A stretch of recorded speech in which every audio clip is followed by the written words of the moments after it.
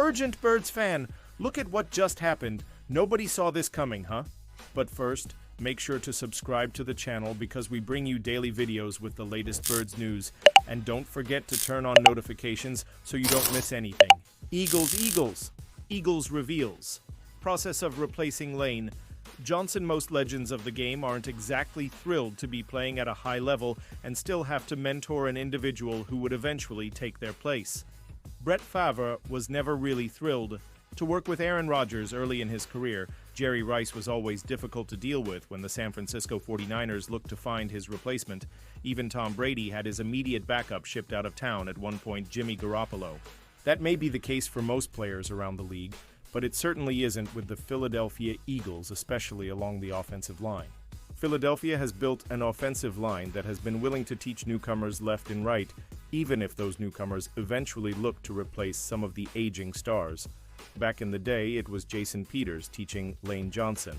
Then it became Jordan Mailata. More recently, All-Pro center Jason Kelce handpicked his successor in Cam Jurgens. Now it appears to be happening to All-Pro right tackle Lane Johnson, and the former 4th overall pick is more than happy to oblige.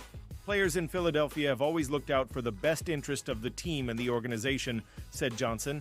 And so, yeah, I'd be honored to be a part of that process of helping find a successor.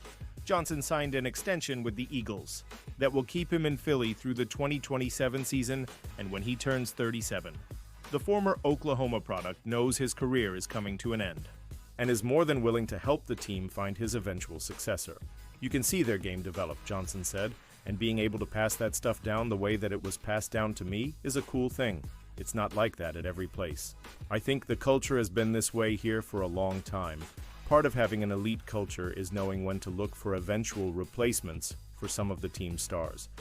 The Eagles are the best at that because they understand the reality of keeping their stars happy, but still keeping them away, that nothing lasts forever. Pausing this news just to say that if you want YouTube to keep recommending the latest Eagles Nation news to you, it's very important that you leave a like on this video. Thanks. Now let's get back to the news. Ex-Cowboys cornerback could be fit. For Eagles, the Philadelphia Eagles have already said goodbye to one aging cornerback on the roster this offseason. Darius Slay, after a 5-year run with the organization that included a Super Bowl title, signed a free agent deal with the Pittsburgh Steelers after being released by Philly in a salary cap move. Philadelphia could still look to bring in a veteran cornerback to help their young secondary, even after the signing of former first-round pick Adoree Jackson.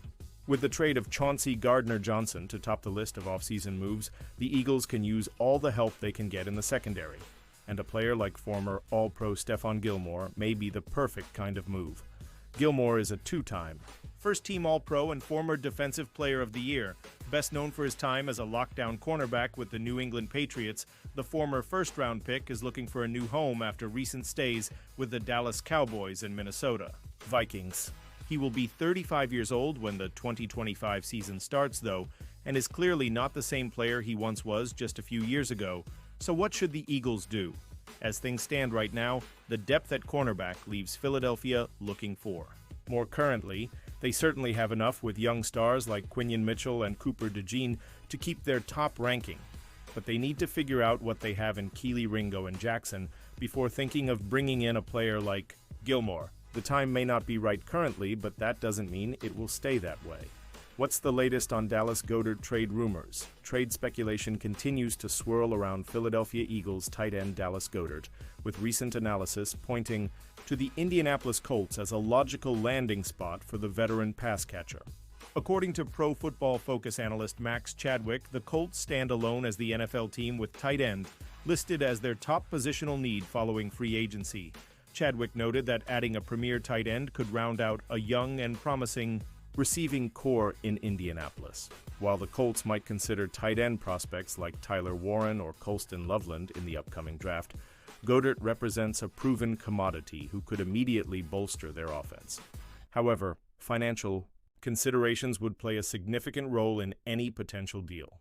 Goedert, who turned 30 in January, enters the final year of his 4-year, $57 million contract extension and is due 15. $5 million in 2025. NFL insider Josina Anderson reported in March that Philadelphia hopes to receive at least a fourth-round draft pick in any Goedert trade.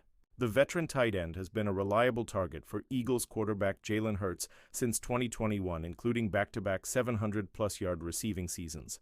Though his production dipped slightly in 2024, 42 receptions, 496 yards in 10 games, Goedert remains one of the league's more consistent tight ends.